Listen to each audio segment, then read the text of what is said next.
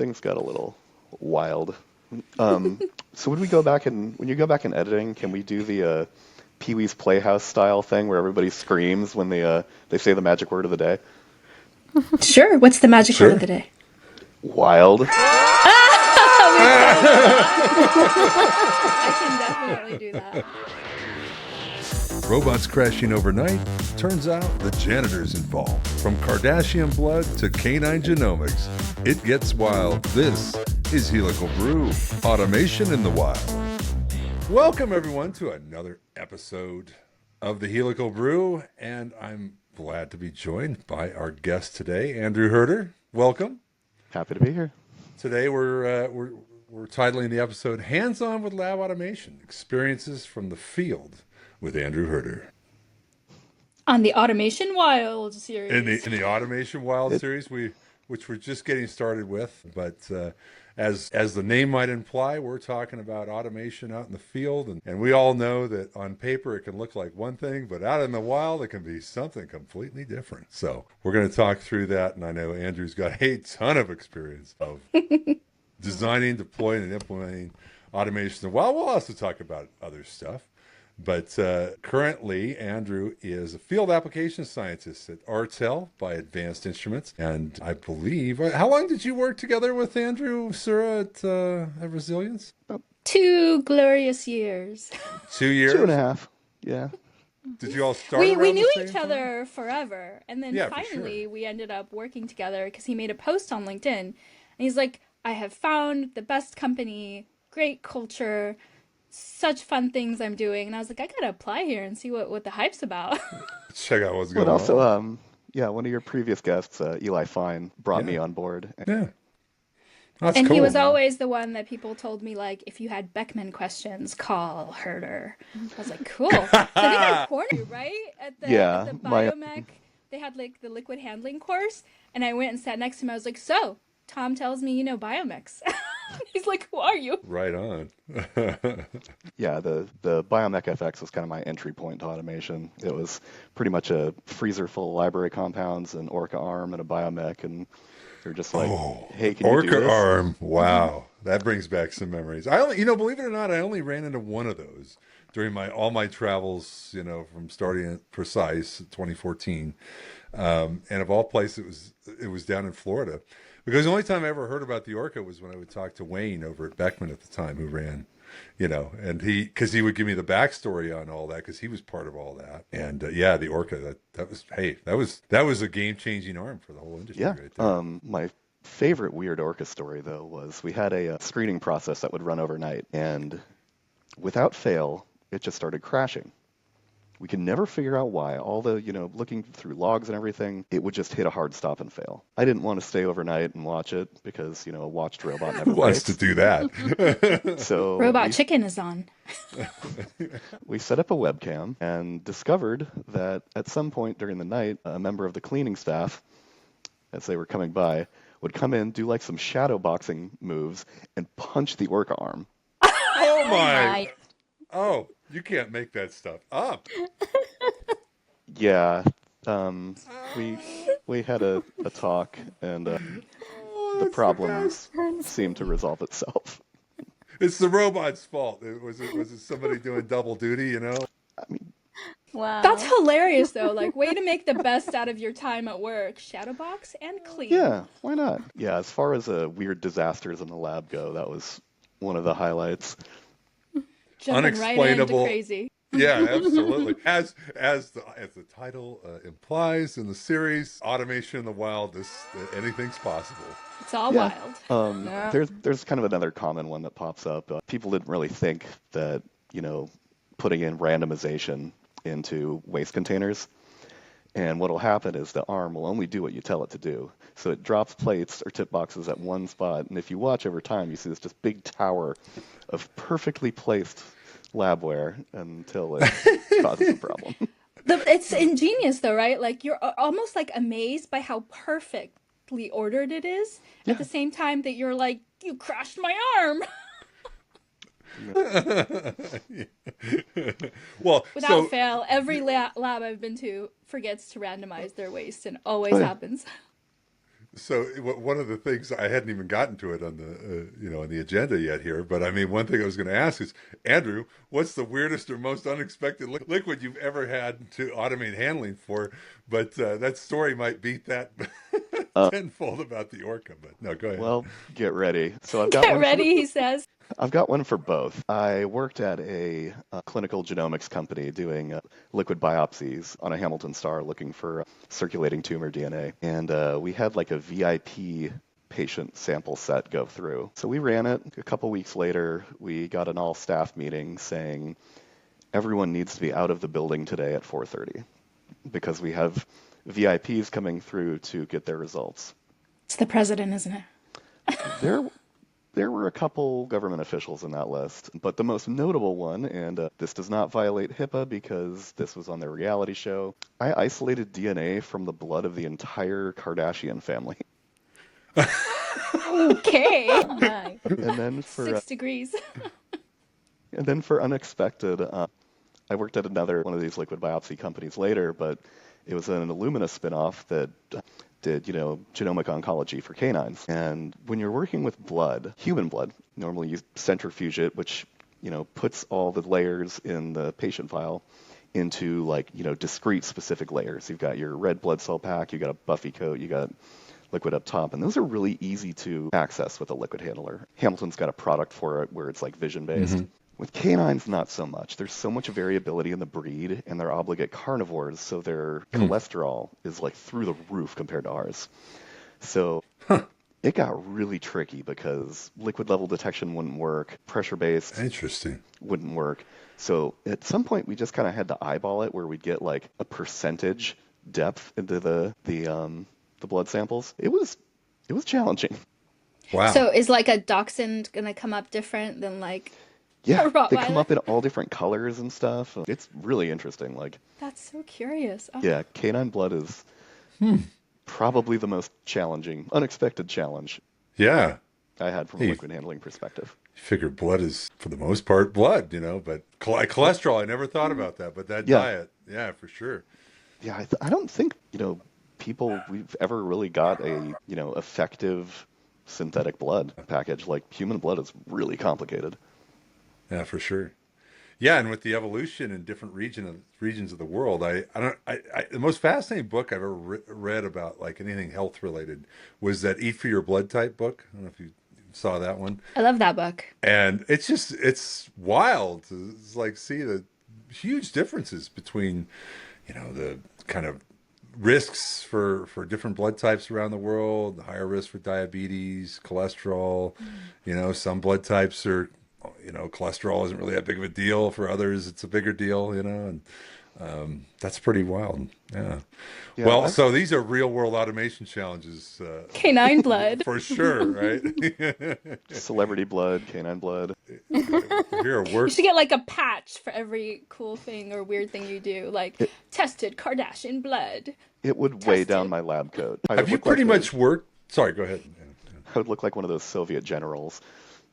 Let me take this off. Oh, I just lost 10 kilos. All that flair. Lots of flair. So have you pretty much worked with every, well-known liquid handler on the planet? Mostly. I got a couple gaps that I've worked with on customer sites. I'd say probably like the Flow i8, some of the Formulatrix ones. I got to work with a very old PerkinElmer Janus a while back. Oh, yeah. That was fun. Some classics. That was my very first liquid handler. We had a Tomtec Quadra a while back. Okay. I never even heard of that one. That's a new one for me. It's 96 glass syringes inside the pipetting head. Yeah, it was cool for, back in the day. You could get really good CVs out of it if done correctly. I'm just thinking about if you look at Hamilton's history, right? Clark Hamilton founded the company on glass syringes, right? And it's a very interesting, if you've ever been to that factory. I still need to go. You got to check it out. It's one of my favorite things is to go see what they do the syringe stuff, because it's all like glass. I mean, it's a whole different side of whole different world over there, because they're dealing with these high precision glass, setting up the glass, putting the marks on them. And it's just, very, very, a lot of tacit knowledge very Yeah. precise and whatnot goes into that. But it just makes me think. I wonder if they ever prototyped something with all glass. When they were coming up with their early stage automated liquid handlers and computer control. I know there's a lot of glass technology kind of ends up in high throughput screening. Like when I was at Verinium, which was Diversa that became BP Biofuels, we had a screening platform we made in house that would be 400,000 well plates. But we made them by stretching out little tiny straws of glass and cutting them like wafers. I think Corning put them together for us. Okay. Or no, it might have been like Asahi or something.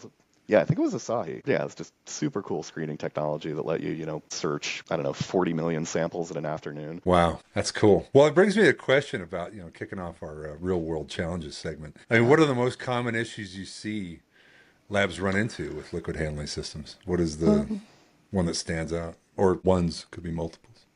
I think the most prevalent one is probably configuration-wise. Like they're using their liquid class is optimized for the wrong type of liquid.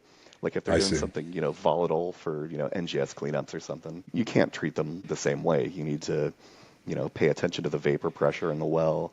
You need to have your speed cutoff velocities accurate. But yeah, I'd say there's about 8 to 10 variables in any given liquid class that are really important, and those are kind of the levers you have to tweak. Yeah, it reminds me a bit of like in the robot world, it's you can do speed and acceleration, but then there's parameters below that. Liquid classes kind of remind me of that. There's the jerk profile, that's actually a scientific term. That's the derivative of acceleration, right? Is jerk. It's and that's it can make the difference between something looking shaky, when you look at it microscopically or not, and getting the result you want. So it's like there's the deeper dive in liquid handling than just saying move this from here to here. Yeah, one of our big challenges at Resilience was singulation for single-cell automation. We had these plates. They're like a normal 24-well plate, but when you look at them, they have little tiny microwells inside them, and we were moving individual edited cells into a single well and putting them on our microscopy platform. But the challenge was, if you moved too quickly, they would float out of the pen and end up in another one, and then all your singulation's gone. So what we did was the Agilent software won't let you do this normally unless you kind of break into it, which you could really mess up a lot of stuff there, so do it very carefully. We never did that. Agilent, we never did that. Surely not. We set the max speed down to like tenths of a percent, and it would just move very, very slowly. And everybody would always get like impatient watching it, so we tried to do a bunch of that stuff walk away. But it ended up working. Like everybody stayed in their lane, and then the imaging over time, you could watch them grow. One of our really awesome informatics guys made an image training model for figuring out. That would be our past guest, Tony Reyna. Oh, he was on here? Yeah. Do you know they go to burritos without us? End of an era. What kind of former colleague does that? But it's really cool because it was so much data, and to have someone it's a challenge for us to get these single cells in the well, but then you get bottlenecked if you have all this image data that has nowhere to go. So working as a team to kind of join those two efforts together was really important, and a lovely thing that was happening at Resilience. Yeah, and I mean, I think we'll probably get to this later, but I feel like, effective automation relies on a lot of back-end stuff too. The data layer of not just your automation controller software, but you've got schedulers, data handling in the background, pushing back and forth to limbs. I feel like it's gotten better, but the industry as a whole has typically kind of lagged behind a lot of implementation of more modern software development practices and stuff. Yeah, I feel like there's a lot of polling from the vendors, right? So it's customer polling the vendor into the conversation and say, hey, by the way, I love all this, as Steve Jobs used to say, speeds and feeds. The brochure has all this stuff, but it's missing the key piece of what makes this whole company work is the connectivity, and how do I get things out of it, and how do I use that, and how do I better use the instrument. And so I obviously over time, listening to the feedback, but I still hear those conversations, just what you mentioned. And I mean, it's getting better. There's, companies like Ganymede, their product is just like a data layer that sits over your entire lab, and then you can get, device interaction feedback from pretty much everything. I know Artificial's in the space as well. We had a fleet of liquid handlers at a previous company, and we were able to use a combination of the user logs, error logs, and data points from a plate reader-based system, the Artel MVS, to figure out, which instruments are performing best, which ones need help, and then kind of matched them up with the criticality of what they were running. And we were able to make a lot of really cool data-driven decisions from that. Even so much as like figuring out which ones need full service contracts, which ones we can go to parts only, which ones need the office space treatment. Office space. Go to a farm upstate with the other robots. At my house, they call that the Sura Hadi treatment. So speaking of like in the spirit of getting wins, within an organization, I mean, are there any like quick universal wins that labs can apply to improve automation performance? Like kind of the first thing you go to if you were to go in and consult somebody, and these are wins that you could have right now. Yeah, this doesn't low-hanging fruit. Yes, the low-hanging fruit. Well said. This doesn't work for everybody, but I think a lot of organizations could do it. But having software control over your methods through, like a GitHub, a Bitbucket, that kind of thing, is absolutely imperative. Because over time, somebody might, make a change, not document it, and having that whole chain of custody over your automation methods is enormous. One of the things that tripped me up previously was, it's just so hard to mentally take into account every single process variable going on. I mean, you look at like most kind of robust methods on like a Hamilton star, you probably have 200 variables. And, a 1 where a 0 could be, or a default setting sneaking in somewhere, kind of, be kind of life or death for your process. That was one of the reasons why our team at Resilience put together that RoboLint system that we ended up open sourcing, because it's great to just push your method up and have it come back and say, hey, man, you missed this. Or did you know 500 microliters can't go through the 30 microliter tip? Yeah, because again, robots will only do what you tell them to, and if you aspirate 500 microliters in a 30 microliter tip, you're going to end up with a couple hundred microliters in your liquid handler head, and nobody. I always tell that to scientists. I'm just like, the robot did what you told it. You just didn't tell it to do what it's supposed to do. I think the IT term is like problem between keyboard and code or something like that. It's a nice way to just say like the user screwed up. I'm just imagining like in the liquid handler UI, or something you put on top of it, kind of like the Microsoft Word paperclip. Hey, it looks like you're writing a letter. Hey, it looks like you're about to waste $50,000. Oh, especially links, that head, like $86,000, just that head. Awesome. I was visiting a place where they had a contamination issue that was eventually tracked down to this, and it was a six-figure mistake.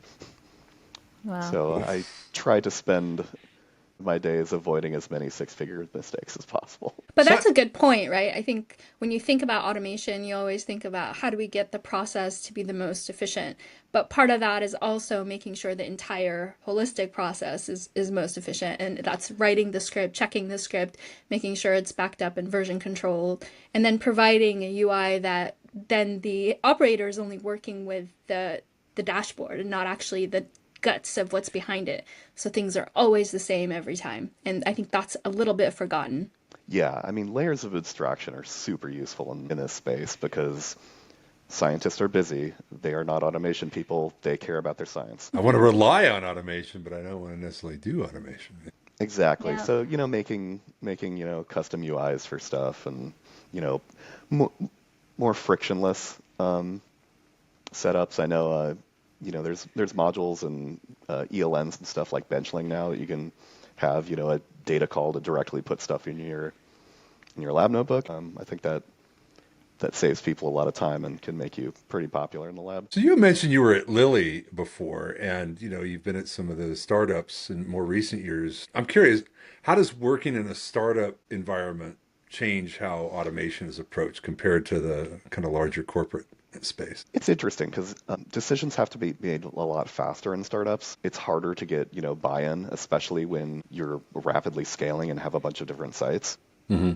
Because in the early days of Resilience, CapEx was flowing pretty freely, so a lot of people made decisions by themselves without consulting an automation group. So what ended up happening was we were supporting all these different groups that made decisions on hardware without us, and so that's why our ecosystem was meant to be as device agnostic and kind of universally modular as we could, just so we could, support all the different use cases that were being thrown our way. Gotcha. My next question is going to be around the sort of the relationships and partnerships you forge with vendors. I imagine those become even more important in the startup space. Or I think they can be a little freer, have more of a partnership with the end customer. Sometimes in the right application, I like to be the super user and work with companies and do a lot of voice of customer stuff and make the product better. It's a mutually beneficial situation. Yeah, yeah, for sure. Yeah, I feel like when you're at least when you're a startup, when I walk in as the robot guy and they're looking at the different automation projects that they have in mind, maybe even the first robot project that they're looking at, and I'll see they will kind of start with one vendor in each area, maybe a pipetting vendor, a reader vendor, or what have you. And a lot of that, of course, is based on experience and previous jobs and whatnot, but also what they used in grad school. What they used, yeah, that's true. Yeah, right. I gotta imagine those programs. It'd be the epi then. At liquid handling companies are like, oh yeah, gotta stay connected with those universities. Yeah, I mean, for me at least, when my first automation job was in academia, Hamilton had a partnership with us where they're like, here's 2 stars, do what you want with them, and sometimes we'll come by and show customers. And well, that's cool. Yeah. Win-win. Yeah, got a free star more out of programs like that with other liquid handling companies now as well. It's a smart move. You get people used to your stuff. Yeah. That's been true. That's true with a lot of those universities in Canada, right, Elizabeth? That's they're very open about sharing what they're doing and things like that. In the US too, I find that they really want to target the academic labs because that's where they can test the technology and then they take it with them when they go to the lab. Right. The price of maybe having to tinker with it is not so bad compared to a corporate environment where they're like, "Hey, we're not a beta site, guys. We need to." Yeah, exactly. Right. There's a lot less of an appetite for wild ideas when you get into larger biotech and pharma companies because they have the resources, they're allocating them strictly for these projects and purposes.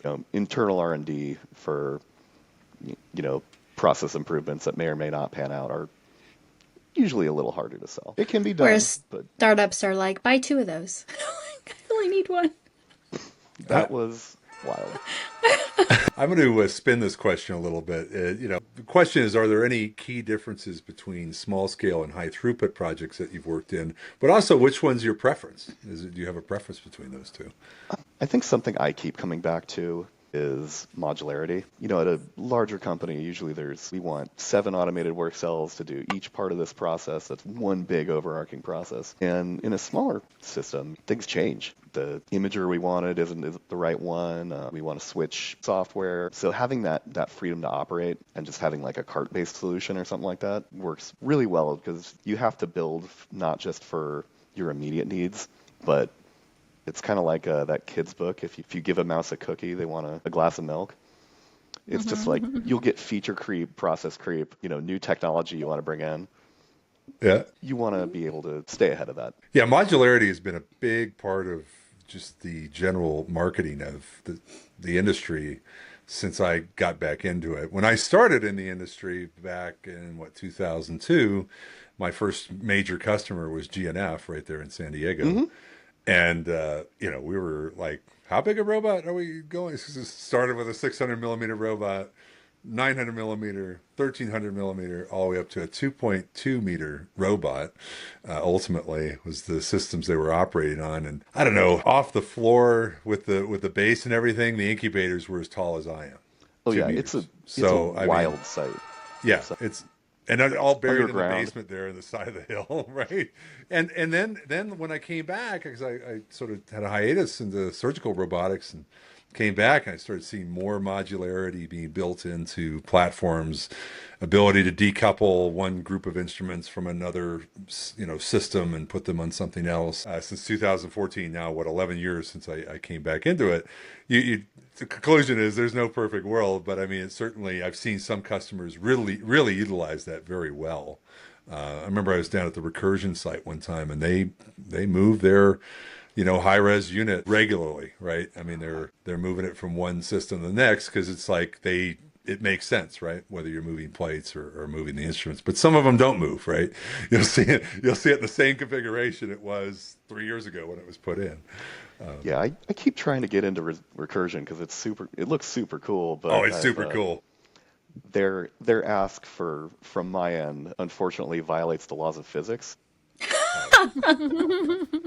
Snap. Oh, please share. Wow.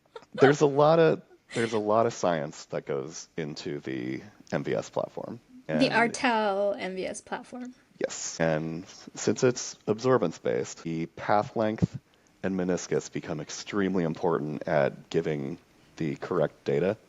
96 well is easy, 384 well a little more challenging, 1536 we got to do something else. Yeah, because right. The vast majority of liquid handling automation out there is the highest density you go is 384 because to do 1536 well plates you just do 4 quadrants.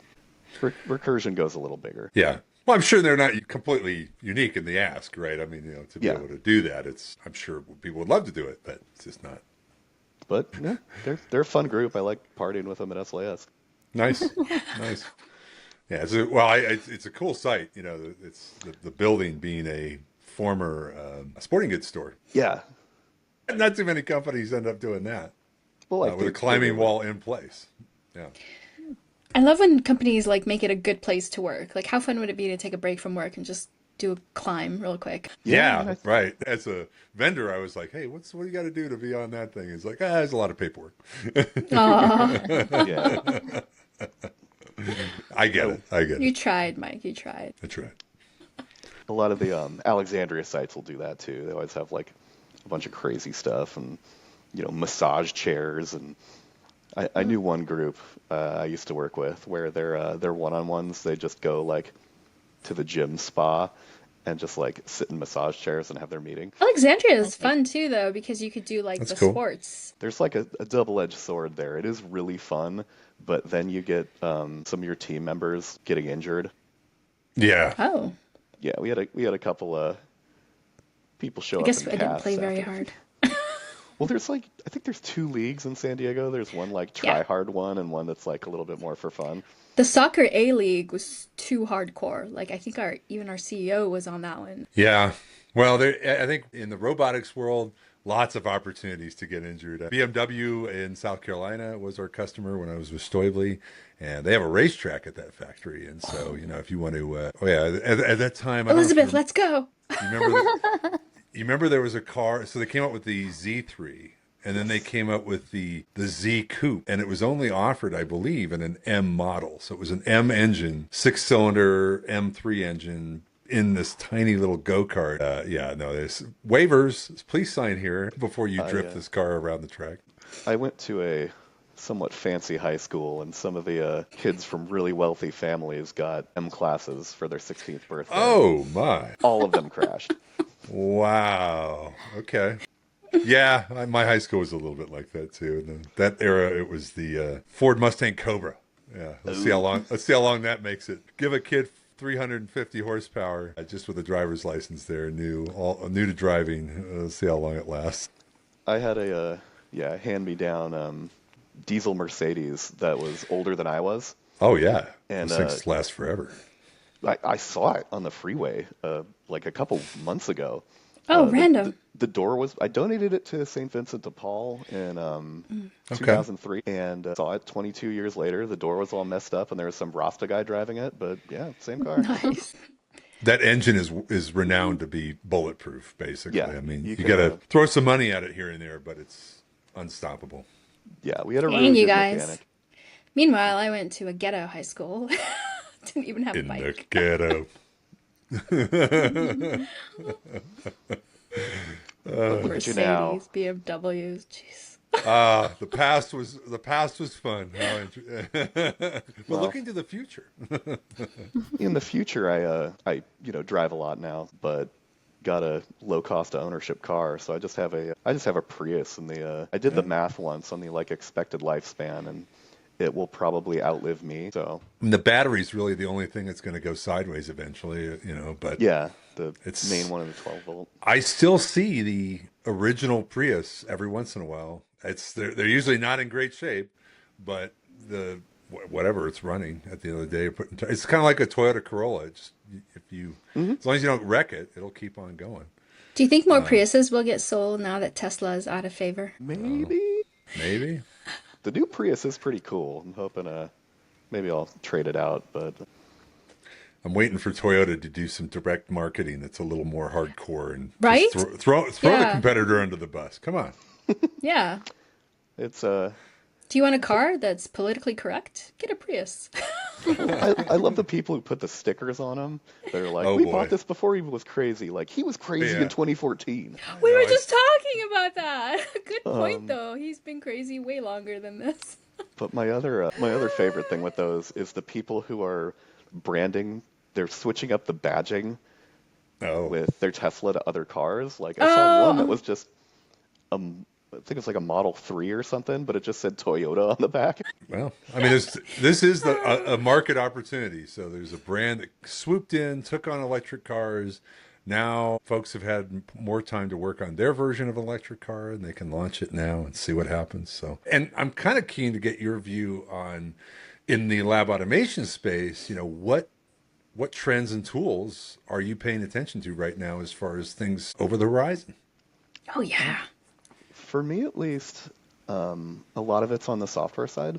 Like we were talking about, just, data layers, interoperability. One thing that I've been paying attention to a bit is some of these companies are starting to flirt with a lot of the, we call them like AI or, machine learning or, but, using,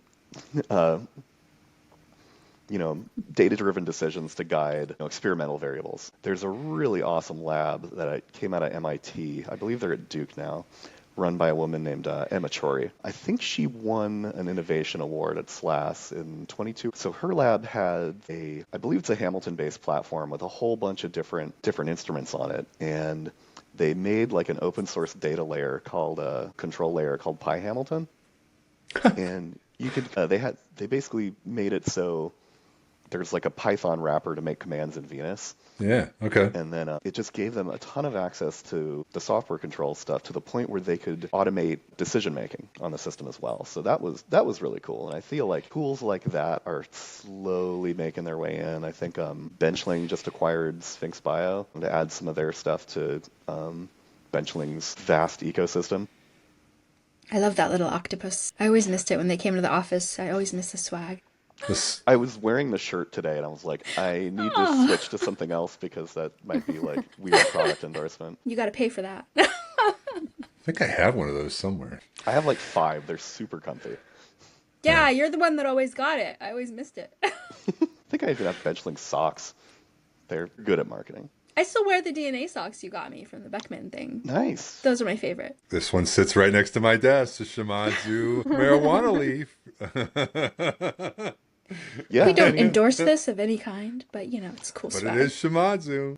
Yeah, I mean this was available at the PitCon show look, LCMS. It's great for doing content testing. I mean, our shared acquaintance, Mr. Tadaro, a lot of his customers were cannabis testing labs. Automating HPLCs for that CBD, kind of stuff. yeah. It's a big business.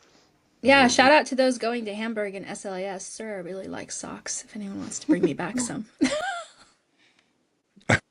Wow. There you go. Where's my Oh, you turned your reaction back on. That's right. Do the lasers. Right. Do the lasers. Just in time. Is that one? I think. No. Whoops. That's good a petty. birthday celebration, something. Okay, hold on. See, Oh no, that's all right. I forget what This was. is going to be 5 minutes of him testing reactions.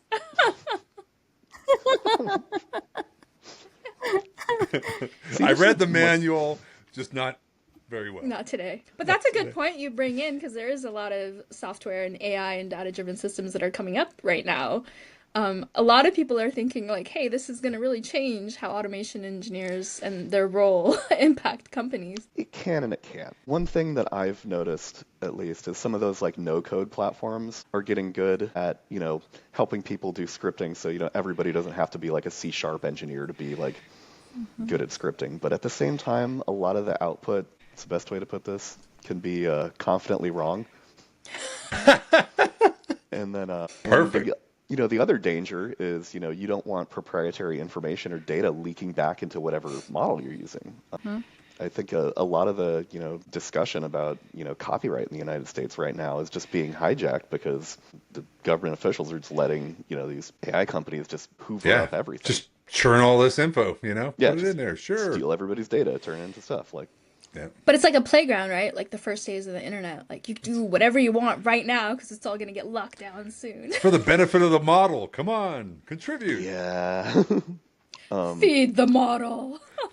A couple of my friends are college professors, and it's getting really bad because students are just using, queries to write their homework. And but again, it's confidently wrong, right? Like I think in another episode, I was saying that I asked questions about organic chemistry, and it was so wrong. The students that we discovered.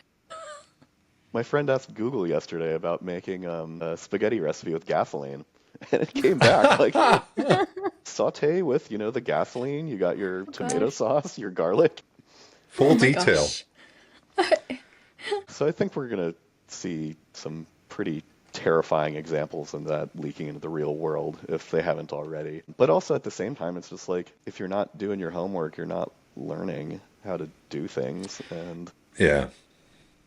But it will change the role of automation engineers. Like you have to adopt some of it. It's prevalent now. There are things that are leveraging the role, like AI and what you're doing. Sort of. Like you can't be a pure automation engineer without learning the advancements happening in the field. Yeah, but I mean, I'd argue that, some of this stuff is, feeding protocols. For example, a really good example of this is a company run by a guy I know. This guy, Nick Edwards, has a company called Potato. He was on our podcast. Yeah. Oh, yeah. I remember Nick Edwards, yeah. They have the best logo of any company I've ever seen. But that's a really good implementation, I think. But them and another company, Briefly, are pretty good at using these platforms to quickly turn out workflows and protocols. And I think there's a lot of space, in drug discovery. There's a company called Weave that uses a lot of this stuff to do IND filings. And, there's a lot that goes into, regulatory filings and all this stuff. And, not all of it has to be done by hand. So, yeah, there's spaces for it. But I feel like we got to be honest with ourselves. These things aren't magic boxes. Give us the right answers all the time. So, this is a pretty broad question, but if you had to guess, what big standout do you see in 5 to 10 years? And that's a big range, too. But you can start with the 5 and end with the 10 or just stick with the 5, too. Because it's a big time range. In lab automation, right? Yeah. Okay, not like AI. Yeah, I feel like, adoption of these kind of technologies will just start growing until they kind of, hit a reasonable plateau, like taking the data from your last experiment and using it to inform the next one. Maybe even breaching into the hardware space and doing system design or, figuring out, what's the optimal, next set of experiments to run. You'll see that as, like Emerald Cloud Labs. Yeah. One of those. I think there's forget the name, but there's another one run by a pharma company that's doing something in the space too. And then, you kind of already have this. This stuff's already happening. There's like 4 companies in San Diego right now using, machine learning for just like drug targets and all that. Yeah. Like the Iambics, the Miradors. It's not like it has to be an all, solving thing, right? It doesn't have to be, that seems to be what we pay most attention to, or at least marketeers want to push. But at the end of the day, it's like, an incremental improvement is highly valuable in this space from what I've seen, right? Ingrid was on the show in a previous episode 30 actually. And it was just, she brought up a really important point. It's like, look, incrementally, just a small increment, you get tremendous benefit, and you can keep pushing that forward. You're going to get more and more out of it. It's not like, I always like to allude to the self-driving model, right? It's like, well, it's either self-driving or it's not, or you accept it as self-driving or you don't. And pretty much universally, it's not accepted as self-driving. We'll say, oh, well, it's Tinker Toy. You can play with it and do it for 20 minutes. And then you eventually are going to find something where it doesn't work. Yeah, a lot of, the self-driving stuff is just like level 2 automation they're passing off as level 4. Yeah. And it's like we can do level 1, 2, whatever in lab automation and research. Awesome, keep the train on the rails and keep less money from being hemorrhaged along the way in these experiments. So it seems like everything we've talked about, regarding machine learning and AI, a lot of it you can just resolve back to the accounting of everything. It's like, hey, there's a way to save money. Ultimately.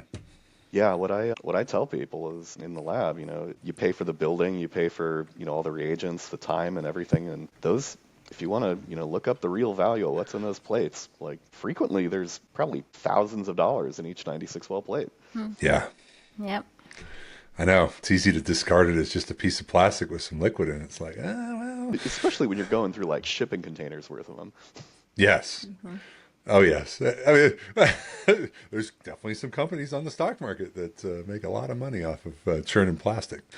Well, just stepping back a little bit to kind of go, into how you got started in this whole business. I mean, what first got you interested in all of this? It sounds like it's been a pretty fantastic ride so far. A lot of different places. Yeah.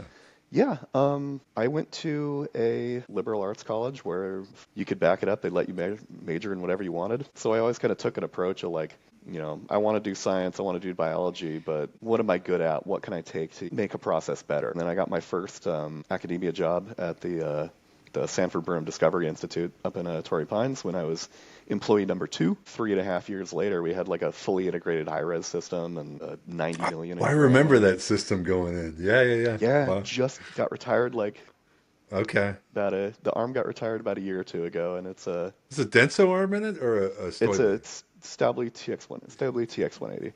Okay.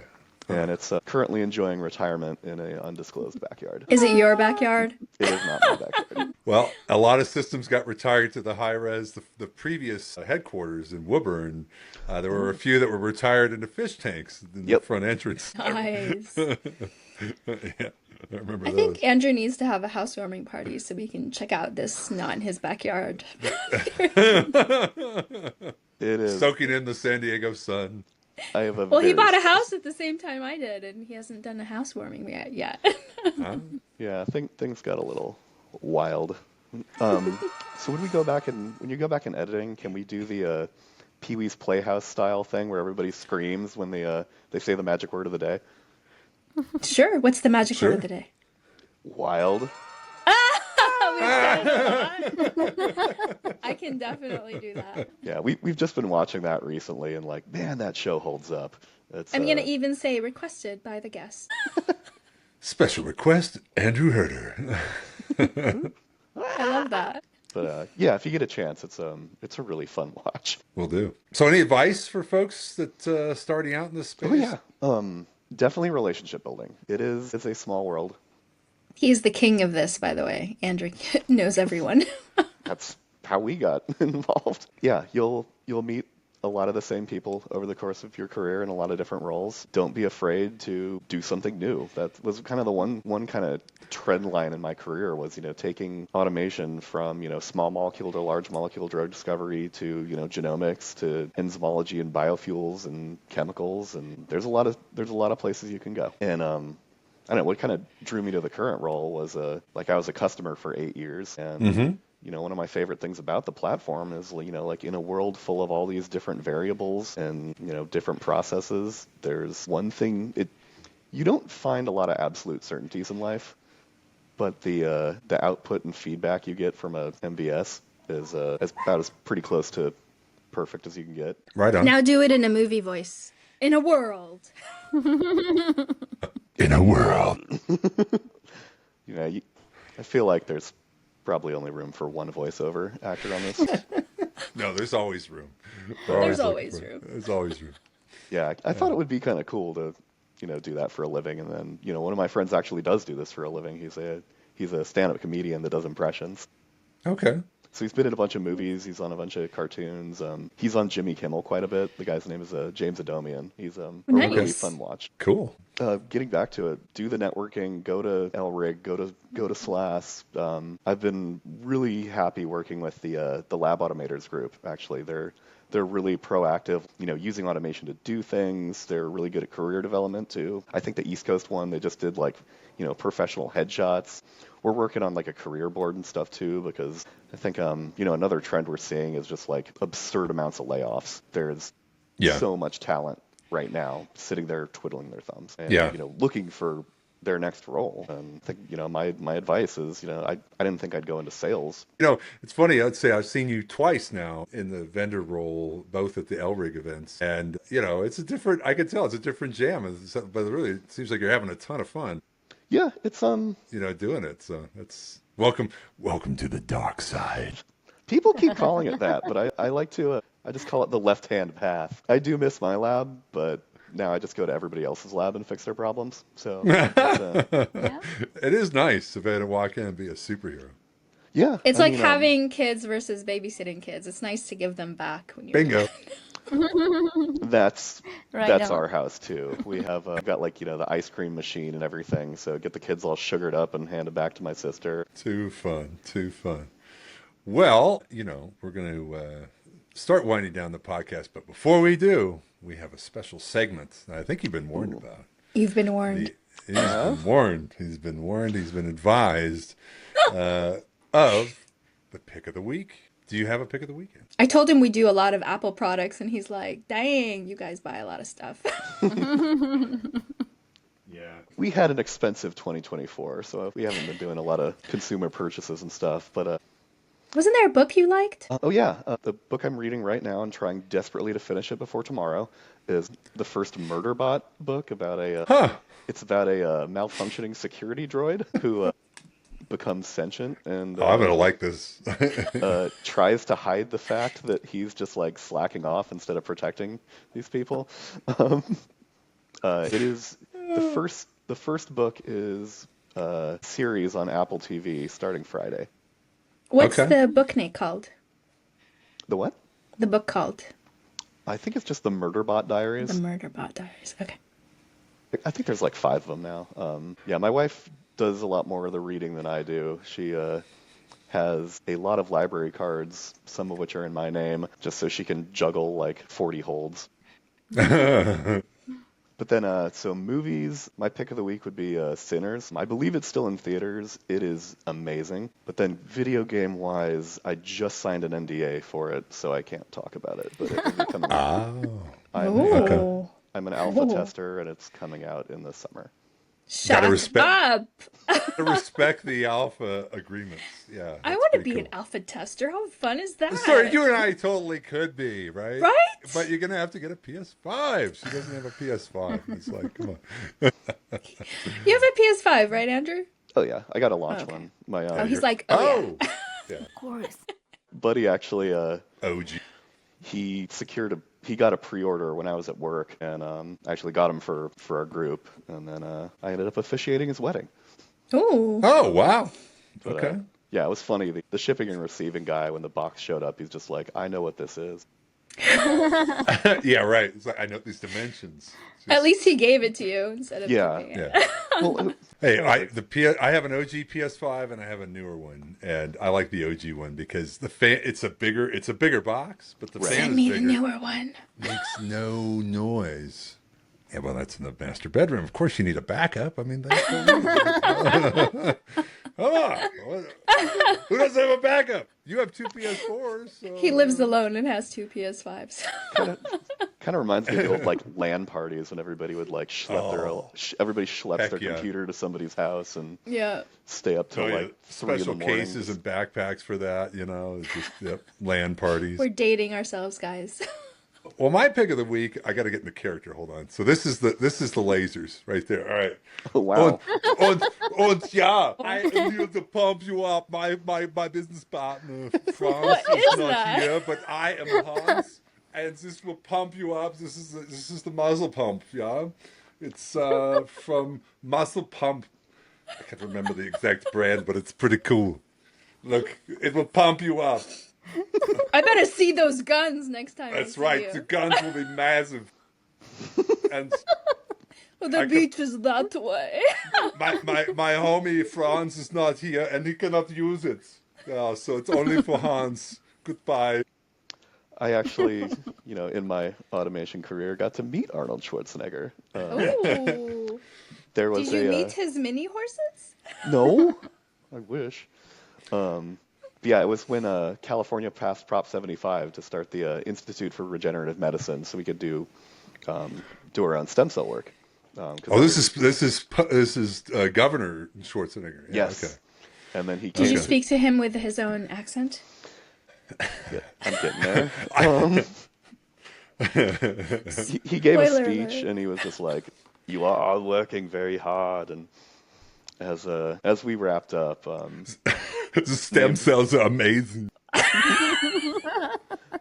A unnamed scientist in the crowd yelled, "Get down!" And he just turned and gave us the most like, no. Get to the chopper. Oh. No, he was just like, no. Too bad. You should have played with it. I was very so I met him as well on the set of Terminator 3. This is pre-Governor. Whoa. And he was. I so badly wanted to say, "Nice night for a walk." Which begs the question: why were you on the set of Terminator 3? We put Stoibly robots on there, and my job was to keep the robot from hitting Arnold. Nice.